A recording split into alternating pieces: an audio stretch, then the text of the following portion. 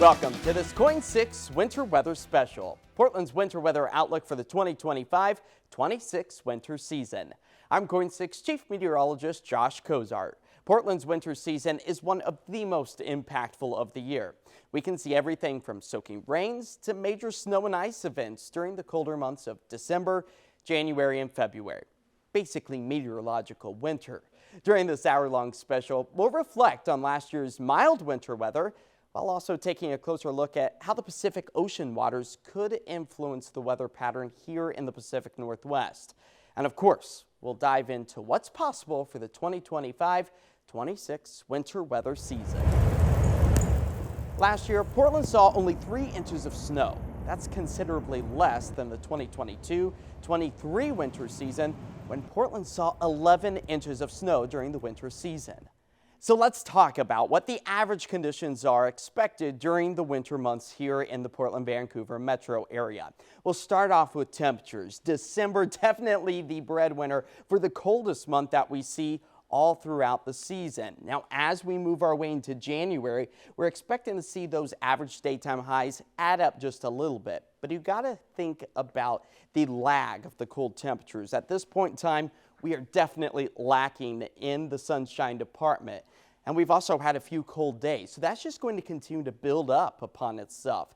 That means we could have some variations, more extreme temperature swings from extreme cold to maybe even some mild conditions as we slowly start to gain the light. By the time February rolls around, our brand new average daytime high temperature should be right around the low 50s. That will be a welcome sight and can't come soon enough. But let's talk about what the winter season actually is. We're taking a look at the globe right now. So the globe sits on a tilt, and as we spin around and orbit the sun, that's where we see our seasonal changes. So with winter, the northern hemisphere, everything above the equator is tilted away from the sun. That means we are experiencing more of a shadow. So you can almost see it like this. Everything to the right of the earth is going to be cast in a shadow. That has a specific time mark. It just so happens to be on Sunday, December 21st at 7:03 exactly. So set your alarms now so you can actually celebrate the official start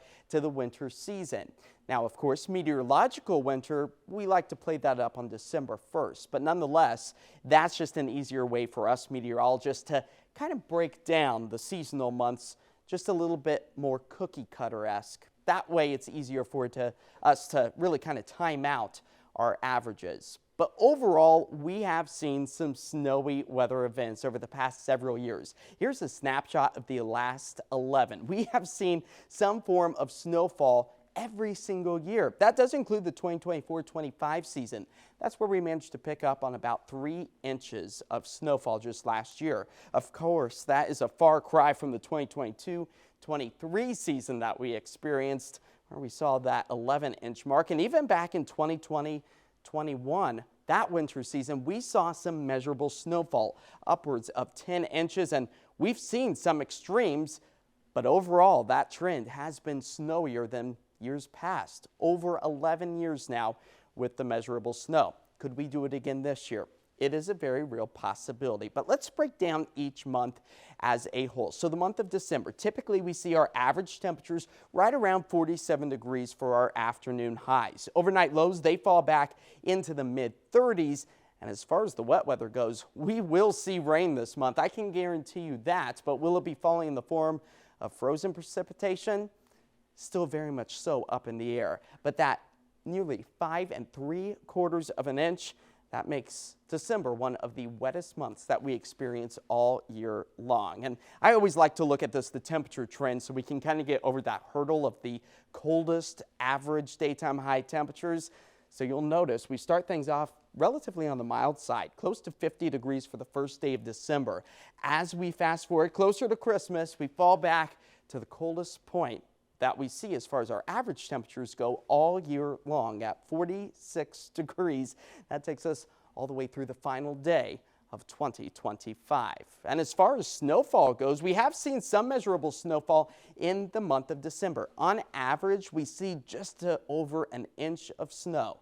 Now that means some years have not seen any snow at all, while others have actually picked up on some snowfall. So this is how it kind of has spelled out for the past several years for us. Yet to see any measurable snow in the month of December. We'll be keeping a close eye on that right here in the KOIN 6 Weather Department. Now, we've of course got to talk about the holiday season, Christmas. Will we see snow on Christmas Day? Well, the National Weather Service breaks down those statistics and only gives us about a 1% chance of actually having a white Christmas. That's taking a look back from 1940 to 2023. It's a possibility. It always is, but the likelihood is very slim. And we just saw back in 2021 a trace of snow, so I guess maybe you can consider that a white Christmas, but really not expecting to see a better chance of maybe seeing another white Christmas. So, hey, keep your fingers and toes crossed, and if we do enough wishing, maybe Mother Nature will follow suit. Now moving into January, 47 degrees, still that average daytime high, but this is a warming month for us. 36 the overnight low, and this is our third wettest month of the year, just slightly behind the month of November, where we see a good drink of water. Now, as we move our way through, of course, we're going to be picking up on some of that cooler weather to start the month, but then by the 31st, hey, 49 degrees, I think many of us will be happy to see that come our direction. And that's all because of us adding the daylight hours, or I guess in this case, the minutes. Every little bit counts to slowly help to warm up that average daytime high temperature. So in the month of January, Portland gains 57 minutes of daylight. That's definitely going to be a welcome sight for so many of us. Of course, we're going to continue to add the daylight minutes as we move closer to the spring equinox, and then eventually as we work our way towards the summer solstice, where the maximum amount of daylight is experienced here in the northern hemisphere and here in the Portland-Vancouver area. Now, of course, that's going to start to play into our snow potential. The more daylight you get, the warmer the temperatures are. That can sometimes increase that snow potential. January, just earlier this year in 2025, nothing. We saw no snow accumulation. Now, over the past several years, we have picked up anywhere from about a trace to sometimes back in 2024, over an inch and a half. Now, keep this in mind. We'll discuss it a little bit more in detail, but January sometimes has some of our coldest temperatures, and that can actually zap a lot of the moisture in our atmosphere and reduce the chance of any precipitation, rain, snow, or ice. So sometimes that comes into play during the month of January.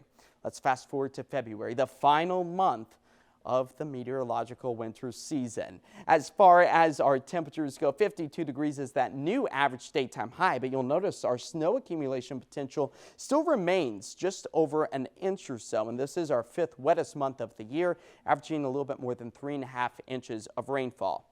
Now, will that rain transition to snow? Of course, it is still a possibility. And we are expected to see those warming temperatures, 49 degrees for February 1st, but then by the final day of February, that's where we're talking about mid-50s. That's a welcome sight for so many as we continue to add ourselves into the surplus of the sunshine department. So you'll notice the Portland-Vancouver area, a total of 80 minutes gained during the month of February. That is a sight for sore eyes. Of course, that means later sunsets, earlier sunrises. We just got to pack our patience and wait a bit longer for that to come to fruition and shake ourselves of these 4 o'clock hour sunsets. But overall, February, we have seen some monster snow events, all in part to, again, that temperature lag that we were talking about, the abundance of moisture, but also the slightly warmer temperatures can sometimes help fuel a lot of that snow development. So it was just earlier this year in 2025 where we picked up on 3 inches of snowfall. Now, we have had years with nothing at all. Just look back at 2024. But we've also seen some monster ones. It was 2023 where we saw over 10 inches of snow. Can't soon forget about that event.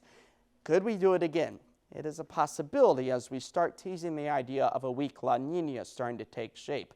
So, of course, my colleagues will have more insight on how that plays into our forecast in just a few minutes. But winter snow totals just this past year, the 2024-25 season, only amounting to 3 inches of snow.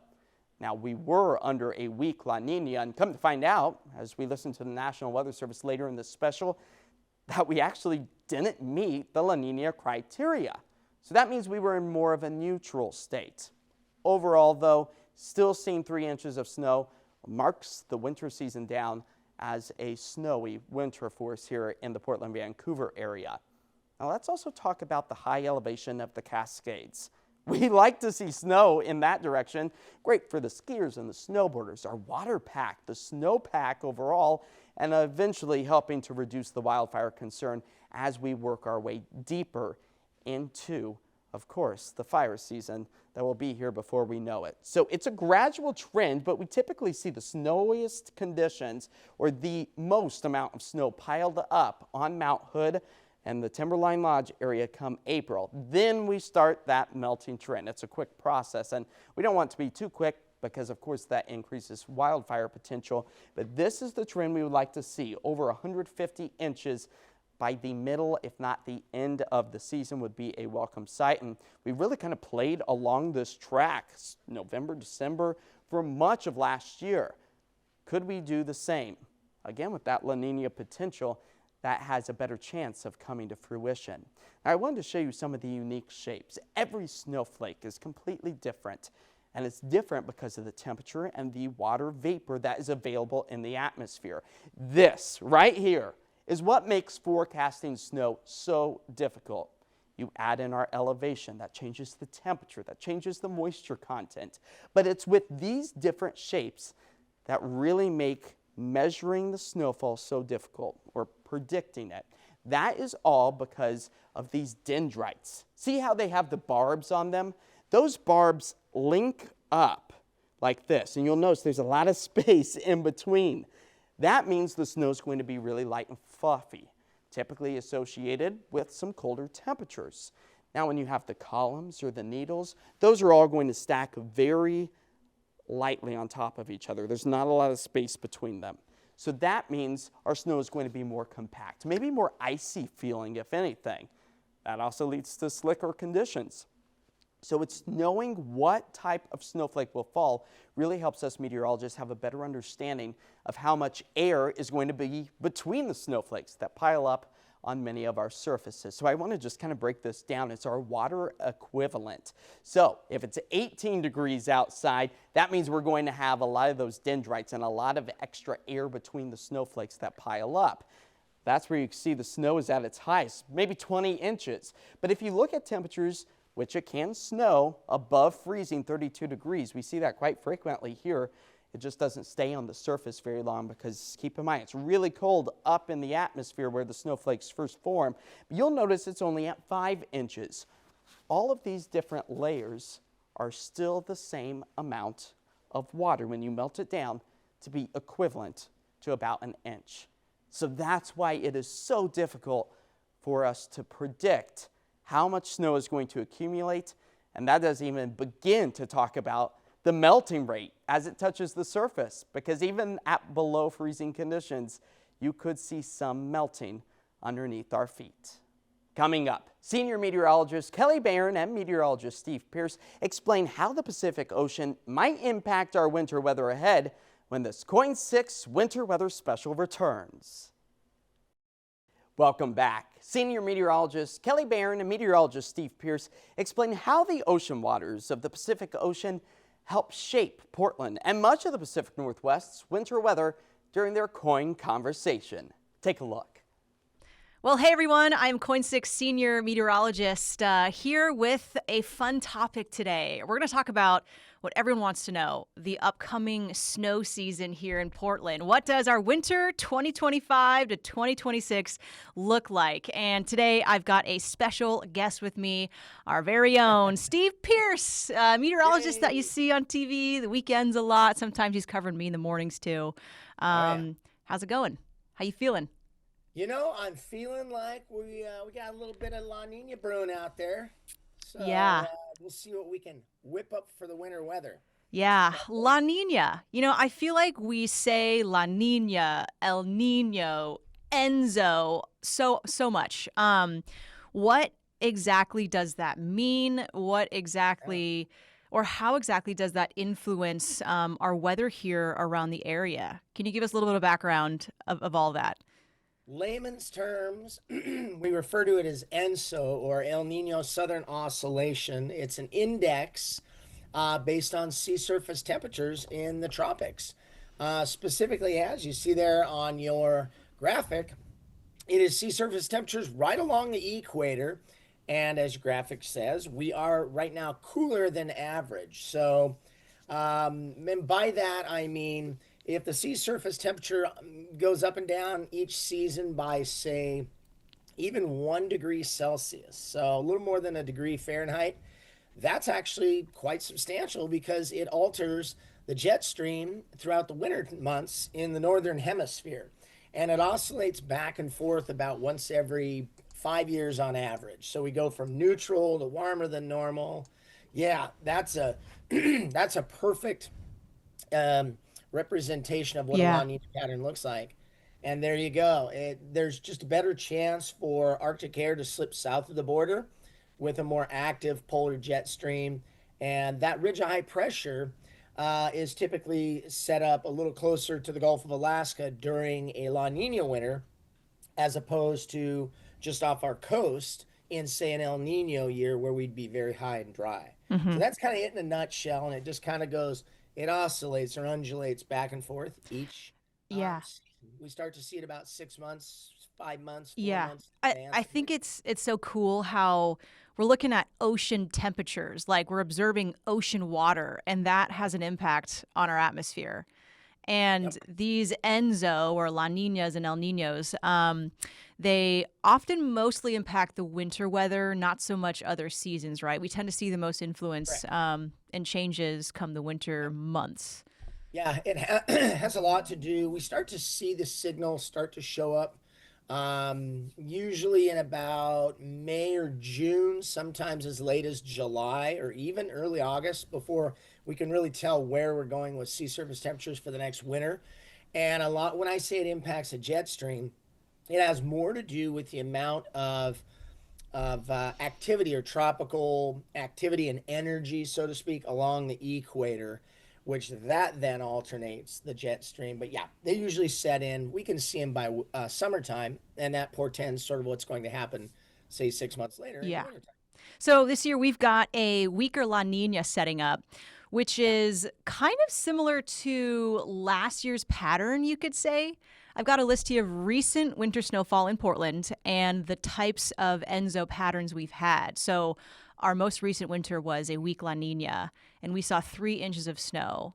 The one Yep. before that was a strong El Nino, only 1.6 inches of snow. And then we had 3 consecutive La Nina winters, all with Yeah. above average snow in Portland, Yep. which kind of proves the trend true that we Yep. tend to get more snow around the Pacific Northwest, the mountains, and in the city, in La Nina winters. So Yeah. these are, important patterns that forecasters like to track just to get a little bit of an idea of what we might see this winter and to form that outlook.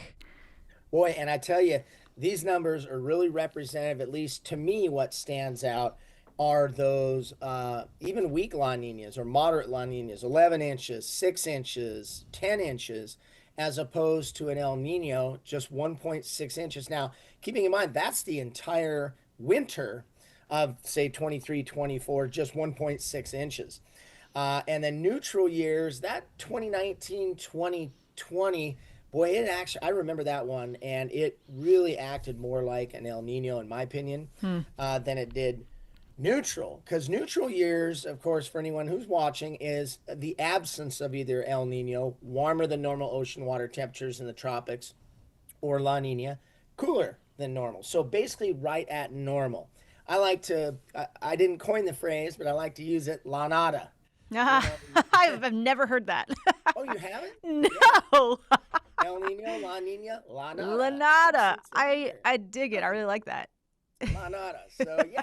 Uh, and if you were to take a graphic like this and extrapolate more data from, say, the Snowtel website up on Mount Hood at Mount Hood Meadows, or maybe say Government Camp, you're really going to see a difference in these La Nina winters. Hmm. La Nina winters don't necessarily guarantee Portland a Right. snow event or a big Arctic blast.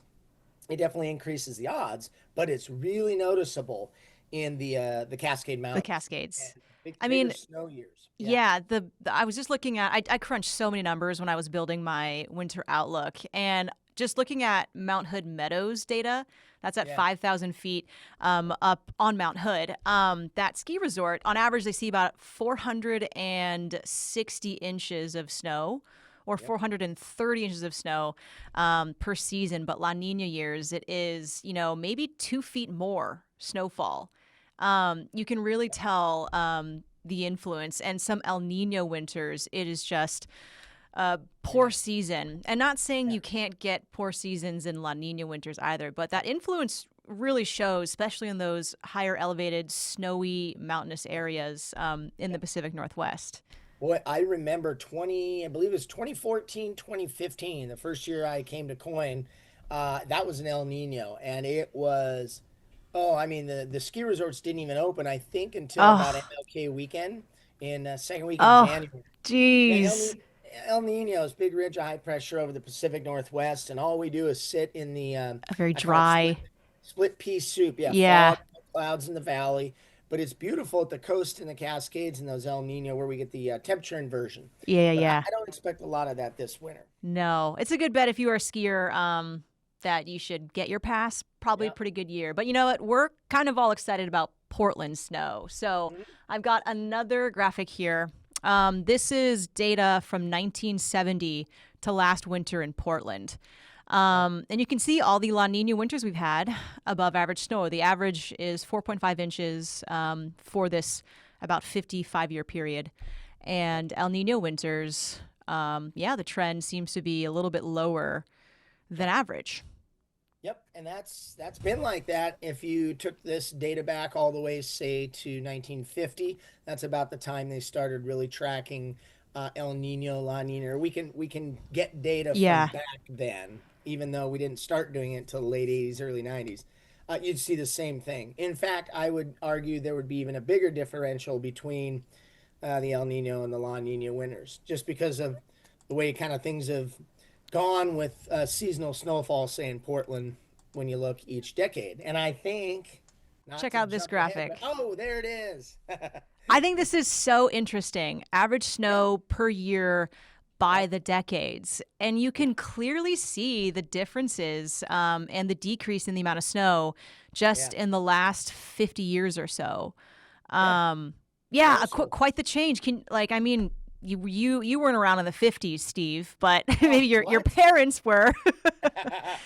Yeah, That's true. That's true. average per year about 9 to 10 inches Yep, in a winter, yep. like expecting that. We're at about half that now, less than Yeah. that. So So interesting because I do want to talk about this. My family's been in the Vancouver area, Washington, since the World War II, when we kind of all migrated out here. Both sides of my family did from different parts of the country during World War II.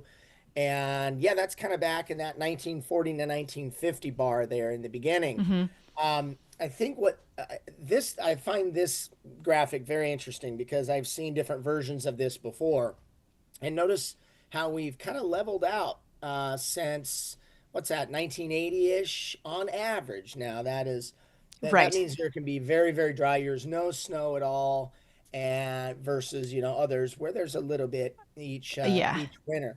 Um, Two things. One, that's a sign of a changing climate, obviously, and number two, also a law. We our population out here in the Portland, Vancouver area has since 1950 has quadrupled, four times higher. So you do have a little bit of that urban heat island effect. And the reason why I make this mention or this note is the Portland airport's been at its current location since about 1938, 39, right in there. And then records start around 1940. And so, as the city has grown around the airport, the observations have been consistent with their location. So, it's a good sample to look at when it comes to sort of Hmm. urban growth, urban heat island, all that. Another thing that I want to say, even though it's not in this graphic, we have now had, if I've done the math right, 10 winters as of last winter. Maybe it was nine last winter in a row of measurable snowfall in Portland, and that I I looked at it last year. I don't think that's happened in our lifetime, like in Hmm. modern times. You have to go back to, I want to say it was back in the 30s and early 40s before we had 10 consecutive winters of measurable snowfall in Portland. Now, granted, Yeah. some of those years are itty bitty, point 0.5, that 19 or 2019, 2020. Yeah. It's measurable still. So that's an interesting sort of bell curve, and I think that plays in more to the PDO, which we're not really getting into the Pacific Decadal Oscillation. Yeah, there you go, right There, there. yeah, you are right, Steve. Last, what, 10 years in Portland Yep, have yep, all seen measurable snow. yep, And I've been doing this uh, observation, outlook, and analysis for the last 6 or 7 years now. And I okay, remember, 2 or 3 years in, that was the first time that we had 3 years in a row of consecutive yep, snow, and now it's up yep, to this many, 10. yep, So yep, yeah, I think there are other atmospheric factors like the PDO, which is the yep, Pacific Decadal Oscillation, another large-scale global yep, shift of temperatures and air masses and yep, energy. But we're not going to yep. get into that. Nope. This at least in this That's conversation next here. week. That's That's next next week. week. Yeah, we'll get into the weeds there. But yeah, just talking about La Nina, Yeah.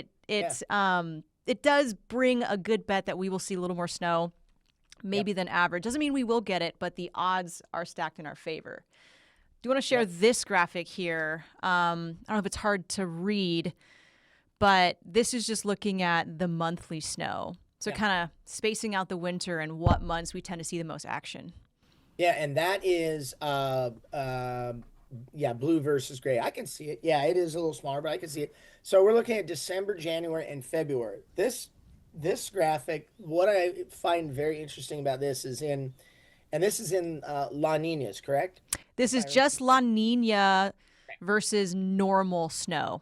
correct. Yes. Notice how it tends to be higher in December and February, but slightly lower in January. I didn't see this graphic until you created it. I didn't know what I was going to see on this one. But that is very interesting because I think this has a lot to do with a position of the jet stream early on in the season in a La Nina or slightly La Nina versus a position of the jet stream once you get, say, into the meat or the heart of winter Hmm. in January. That's very interesting. I know. I can't figure out why that's been the trend. I believe this Yeah. is 23 years Oh, of okay. La Ninas, all in the blue, and then I mean this is data since 1970, so about Yeah. 55 years for the gray bars. Yep. So yeah, I mean we really see that high pressure kind of shifting up, and it's been driving in more storms, so that odd for snowfall in December kind of upticks. But maybe there's Yep. some changes getting into January before it upticks Yep. again in February. Yeah, it's Yep. hard to say, but I think it's all positioning of the jet stream early on in the winter months.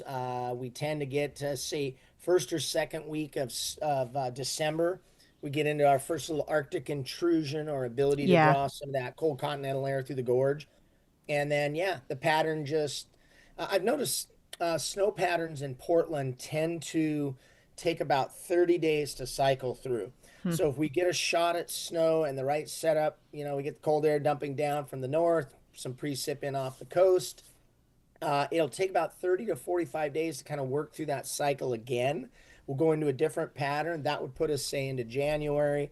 And then all of a sudden we see in these La Nina winters, we'll repeat the cycle again. 45 days later, now you're looking at, you're into a little bit of February. Hmm. So that's always been my theory. I Hmm. don't think I have a whole lot of data to back that up with, but patterns go in cycles and we kind of phase into one, phase out, of that one and into another one. So yeah, I thought I was really fascinated by that one. I would not have thought that's what the numbers would show. Hmm. I do feel like in recent years, the last 5 or 6 years, the majority of our winters have been La Ninas, and we have seen some really big snow events in February. Yeah. And looking at last year, we we had snow only in the month of February. It wasn't a very big storm. It was still enough to break down the city and cause some delays and schools to go out for about a couple of days. And we also had just a little sheet of ice also in there Yep. in between. It was like it was right around Valentine's Day Yeah. Yep. that happened. I remember it well. Funny, that's the Yeah. It was, was there a Valentine's Day? Oh, I'm thinking of the big Valentine's Day. 2021. 2021. Yeah. Yeah. Wow. Okay. That was when I skied through downtown Portland Yeah, on my I skis. remember that. Yeah. Everybody needs to YouTube that. Check it out. It's a great video. It lives legendary. It's like that in the Lisa Balick interview where Yeah. she's joggers. Oh, poor Lisa Balick. She I gets know. that brought up every year Yeah. since that runner in the snow biffed it. Since it happened. I think that was 2012 when that video was Oh. shot. Yeah, I remember that. Ouch. Everybody was okay though. In Yes. in full clarity. So I wanted to mention something about this. Let me go back real quick to that 2021 Valentine's Day event. Notice I said big snowstorm.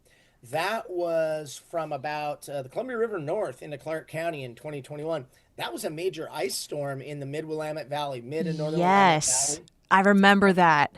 Yeah, but Silverton, Almsville, Yes. Malala, Estacada. So many trees downed, homes, wrecked by fallen trees or power lines, people out of power for weeks. I believe KOIN even put up some of our coworkers in a hotel for longer because their homes didn't have power, even in the Portland metro. But yeah, you're right. It was a massive ice storm for the Central Valley. But then into Southwest Washington, it was beautiful snow. And Portland kind of got a mix of both. A lot of snow, but sheets of or layers of ice in there too. That's the class. This is why I love forecasting. Yeah. Right here in the Portland Metro. I know you do too. It's, if we didn't have that little gap, that 5-mile wide gap called the Columbia River Gorge right through into Portland, it would be very hard pressed for Portland to get the kind of snow that we do, because that's our tap to the really cold, dry continental air from the east and from Canada, and it funnels right down through. That was a classic scenario 2021 where the low came right up the coast and you had warm southerly flow up the valley, but it stopped it started transition right about Oregon City, Clackamas, and then it was more freezing rain and then snow to the north of that. And there it is. That was the 2021-2022 year. And you can see the La Ninas. I mean, you can pick out the La Nina years right in there. Yeah. Oh boy. I remember that. So yeah, you're saying that kind of the mechanism for either a big icing event or snow event really has to be that frigid Arctic air coming through the gorge. Yep. It hits Portland, and then we get some low that comes in with the moisture. Yep. And there's always, with these low systems, that warmer tongue that comes up the valley from the south. And that can be that defining factor of whether or not we turn to ice. And, like you were saying, there's always that line somewhere in the Portland metro, somewhere south, that sees more ice because of the freezing rain profile and how the freezing rain sets up with the warm tongue and the layers of cold. It super freezes or super cools, and we can get that icing instead. So it really is such a tricky forecast for the winter, right? In this region, just geographically, with the all about the track of the low too, the Yes. center of the low pressure, as air flows from high to low. So as that storm comes in, if it goes just south, the center of the low goes, say, to Eugene, to Bend, to Pendleton. Whole northern end of the valley is going to be probably snow. Mm-hmm. You get any kind of a southerly wind component, because remember, the ocean is on average about 55 degrees if you kind of look year round, maybe a little bit, but 53 I think is the average year round. Boy, that's really warm air mass, maritime air mass. That's going to send the warm air in up above the cold air that's in place, and that's your freezing rain setup when the low goes slightly north of us. So it's fascinating to forecast in the Portland area, and I think it can be one of the most challenging places to forecast anywhere in the country I agree. because of all of these factors. I mean, And there's a it lot seems to like take into consideration. Portland has gotten more icing. I mean, certainly in the last few decades, last 10 years even. Yep. I don't have any graphics up on that. We're specifically talking more about the snow, but do you have any kind of insight, Yeah. like what you're thinking about icing? Uh, I think it's these borderline events that we get that are clearly going to be the icing setups because we get the cold air in here, but either we don't get any moisture in, we just kind of moderate out slowly. But when we do get the cold air in, it's all about that next system that comes in after the cold air is in place. Then the pattern changes. We get something in off the coast like a front, and they just happen to be trending a little further north. They Hmm. scour out the colder air from the gorge maybe a little quicker. But it's an interesting thought. I hadn't given that a whole lot of thought. The other Hmm. thing that I was thinking about was how we've transitioned into these. We didn't have February snows in Portland since I believe about February of '89. I'm sorry, February '95. So we're talking 31 years ago this February. All of a sudden we have this drought of no February snows until whenever that they started picking up again. I want to say maybe 2018, 19 or 17, 18. No, it was 2016, 17. I remember that 11.2 inch some. And now it's like we don't get it in December anymore. Yeah, it's kind of pushing to later in the season. Yeah, it is. And I don't have the answer for that either. It's all about the pattern that sets up and when it sets up. So, yeah, look at that right there. Yeah, so we've got a fun event coming up on Saturday, October 18th. And Steve, you're a big part of this every single year. Yeah, It's with the Oregon AMS chapter that puts it yeah. on, and it is the Winter Weather Forecasting Conference. So we got a bunch of speakers that all Geeks, analyze weather geeks. recent snow data Yes, and yes. give their presentation and outlook for what they think. You got any words on that, Steve? Oh, I got a lot. Number Keep it one. short. We got like 1 minute left. Oh, okay. We'll make it fast. You might see some TV people there Oh too. yeah. Yeah, come down this Saturday or whenever you're watching this. It Mm-hmm. will be Saturday, October 18th. If you see this after the fact, well, we hope we saw you there. It is free, 10 a.m. We give away a Davis weather station, which is really cool. And yeah, four meteorologists, including the National Weather Service, will give their outlooks for the upcoming winter, kind of specific to Portland, Western Oregon, and Southwest Washington. So lots of fun stuff. Couple hundred people there Yeah. every year. I go every year, and there have been some big numbers. It's my goal to win that Davis weather station too. I need one on top of my roof, so I'm gonna Me put too. Me in. too. We'll put another one at the Coin Tower. Yeah. Okay. Before we leave, Steve, what is your prediction for the amount of snow in Portland that you think we'll get this year? I'm going to do two things. The first snowflake will fly on December 1st. That's my guess because we do that every year at this Okay. conference. And Wait. I So think, not collecting on the ground, but just flying in the air. yeah, the ASOS, the automated system has to say SN or Okay. minus SN. So it's Okay. just got to see it in the air. And I'm going to pick that El Nino average. Even though it's not an El Nino, I'm going to go 3.5 inches Yeah. in one storm. I would be surprised if we get out of this La Nina with no snow. Okay. So lower end of an average La Nina winter, safe Yep. bet. You know, I kind of agree with you. I'm going to stick with a February event, maybe 2 inches, and Okay. that's all this year. Well, we're going to see. And where's my coin mug? If you win, you get a coin six watching out for you mug Okay. And and my chain. if you win, you can have my phone. Okay. So Nice. Did you say your phone? yeah, take it from me. Hey, hey, I like my Android. I like my Yeah, Android. you're not an Team iPhone guy. I'm Um, working on it. I'm working on it. all right, that was an awesome chat. Thank you so much for Yeah, letting me you pick your bet. brain about all the winter weather we've had Yep. and giving us your outlook for this year. I hope you guys all enjoyed it, and you can catch both of us on Coin 6 News.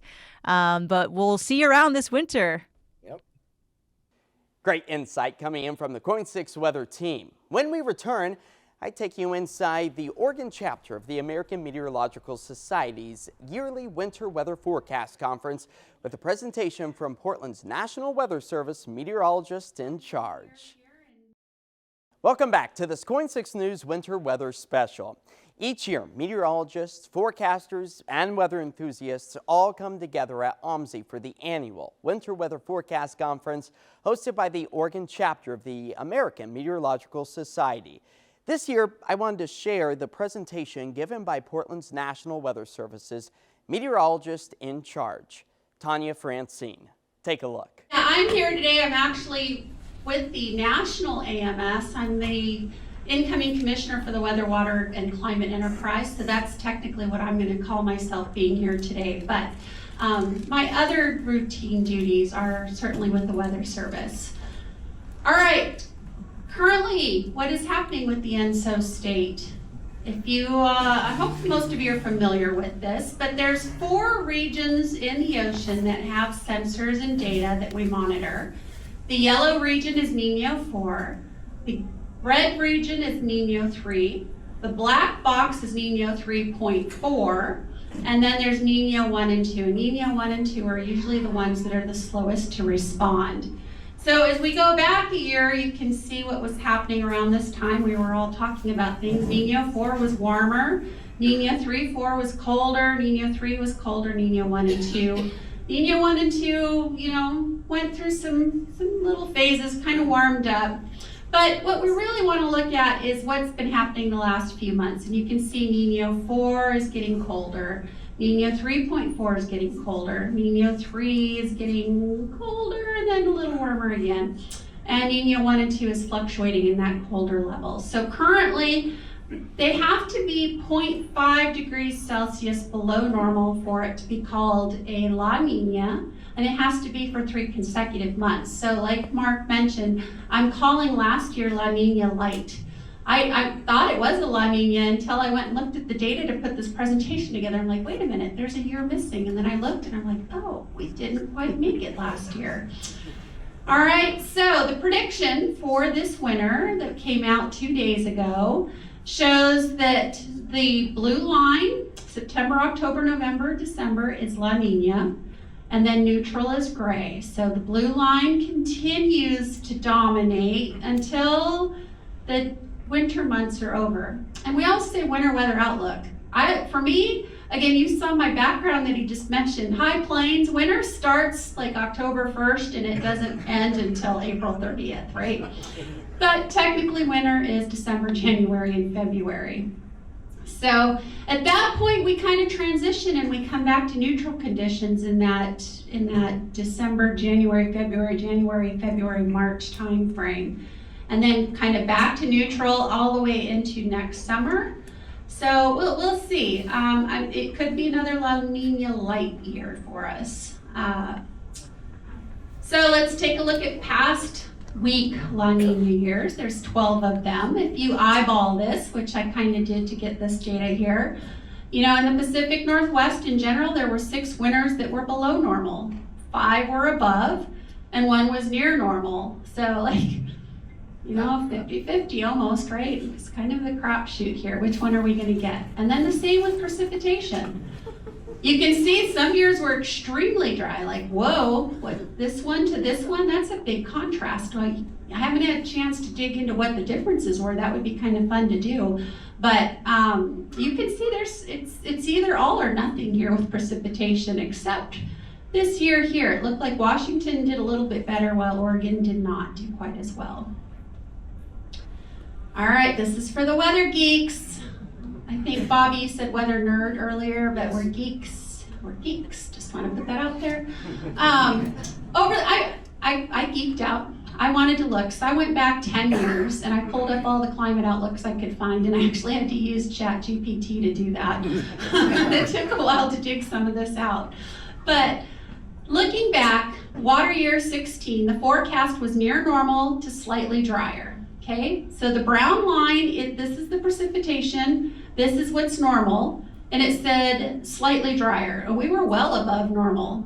Okay, that was an El Nino plus year. That was Pretty strong El Nino year. All right, another weak La Nina year. We forecast slightly wetter. I don't know about you, but let's see, that's 36 inches to 52 inches. That's a lot wetter in my mind.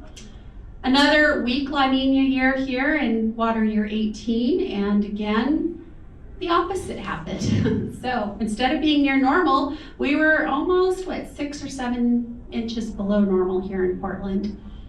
So it's just kind of fun. I'm not going to go through each of these. This one here, I'm going to call it El Nino light, and this is my La Nina light. It was close, but just not quite long enough to make it. So when we talk about these predictions, you're going to see, slightly wetter. It was drier. Slightly wetter, okay. It was probably a lot wetter. This one here, slightly wetter. Nope, ended up slightly drier. And here we go. Equal chances. It was pretty darn close. And last year the forecast was for wetter, and we ended up just slightly below here at Portland. So I'd say take these with a grain of salt. It's fun to talk about the outlooks, but the bread and butter is in the next 7 days, right? So, all right, still geeking out here. Lots of data, lots of information here.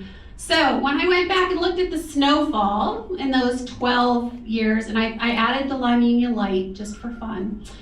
So we have 13 years here. When you ask me how much snowfall are we going to get, my answer is we could get none, or we could get 2 feet. Okay, that's your range I'm going to give you. We're either not going to get anything, or it's going to be 2 feet. And I heard some of you, when you walked in the door, I heard a couple of voices going, I love snow. You have not lived in the high plains.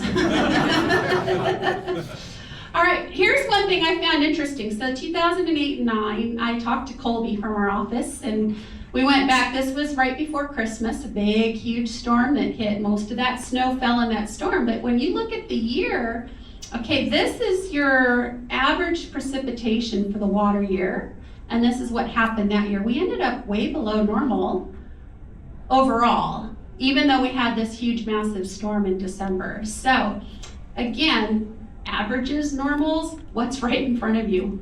What's in the white of our eyes? And that's what we really need to focus on. So climate predictions can have skill in predicting seasonal totals and averages. They can have some skill, but you just saw 10 years where it was kind of iffy, right? Most impacts are associated with the short duration storm systems that we cannot predict more than a week or 2 out, regardless of what some private sector companies try to tell you. All right, I saw this last night and I just had to laugh. Here's your winter weather outlook. No one has any idea. Really.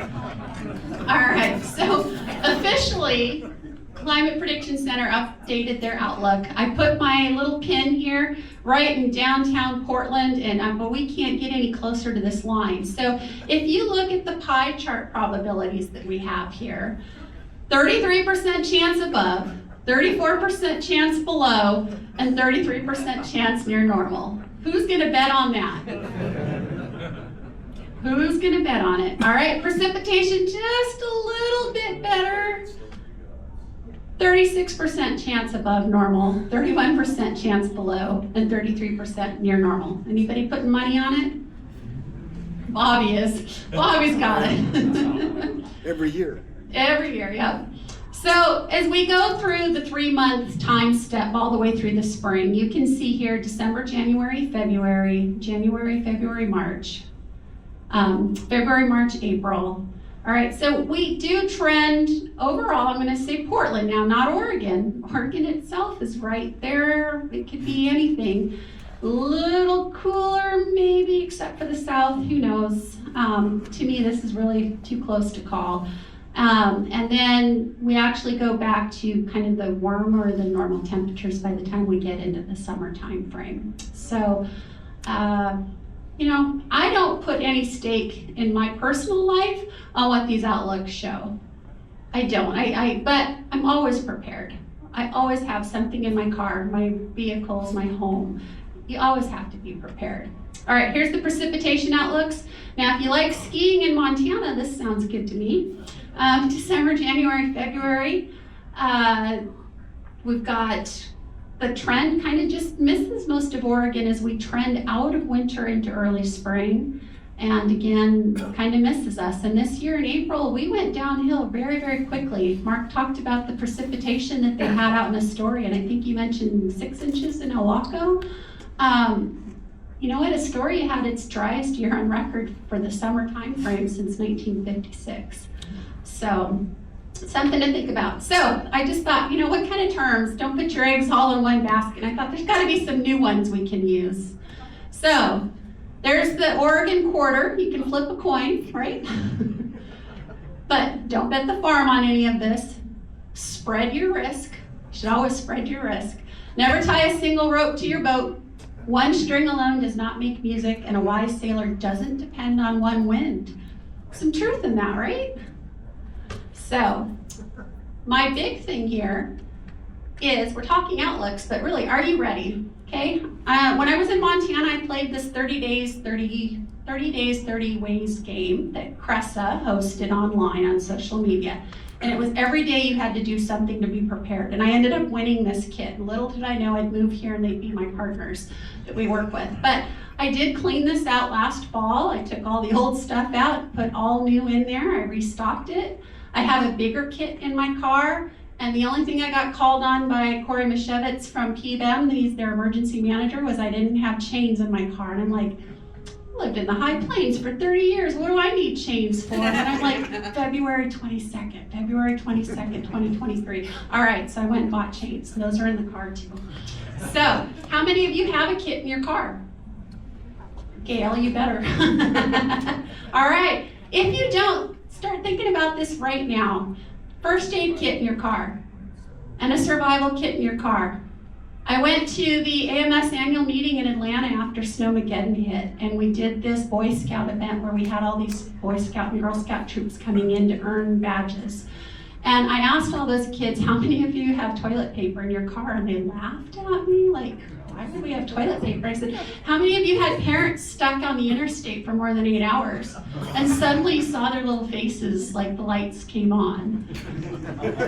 Have toilet paper in your car, people. It's important, okay? Questions? Anybody in the audience?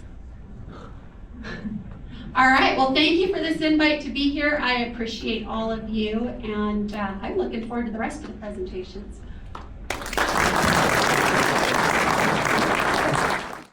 Great information coming in from the National Weather Service and Tanya Francine, the meteorologist in charge. Now, I want to clarify what the difference is between weather and climate, because they can sometimes be used interchangeably, but they are two completely separate things. Let's first start off with weather. So weather happens each and every single day. That's why you watch KOIN 6 News, because you're a meteorologist here. We're giving you the forecast of what the weather is expected to be tonight, tomorrow, over the next week.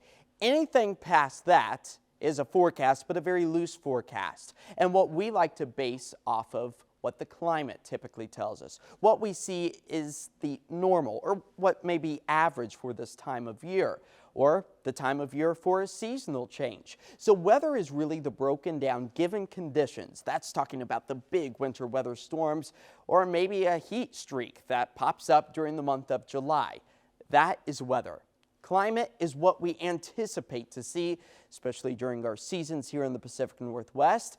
Will it be snowy and cold? Well, there's always that potential, and there's not always an exact when it comes to climate. It's the broader picture that we see here in the Pacific Northwest. So as we start to dive deeper into the winter season, it's always a really good reminder that we should be prepared. Always have all of our winter weather gear, whether that be ice melt, a leaf blower, the ice scraper, because frost is definitely going to be something that we have to overcome, and maybe just have the snow blower on standby in case we see another monster winter weather storm as La Nina starts to take shape out over the Pacific Ocean.